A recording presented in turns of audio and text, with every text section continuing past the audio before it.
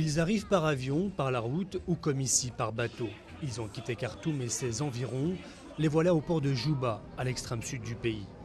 Ces enfants ne connaissent rien de cette nouvelle terre. Eux sont nés au nord, là où leurs parents se sont réfugiés, le plus souvent pour fuir la guerre civile qui a sévi durant des décennies au sud.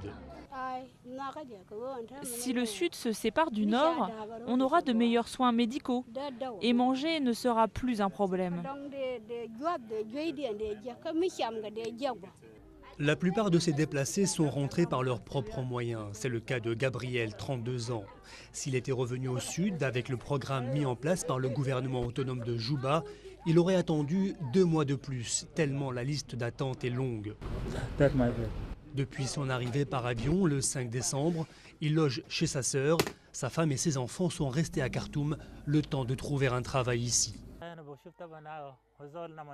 Je suis venu commencer une nouvelle vie dans un nouveau pays. Et même si c'est difficile, même si je n'ai pas encore de travail, dans tous les cas, ça ne peut pas être pire qu'à Khartoum. Au moins 55 000 déplacés auraient quitté le nord pour le sud à l'approche du référendum. Ce flot vient s'ajouter aux 200 000 déplacés déjà présents au Sud-Soudan du fait de la sécheresse, des inondations et des conflits tribaux dans cette région. Une région où 90% de la population vit avec moins de $1 par jour.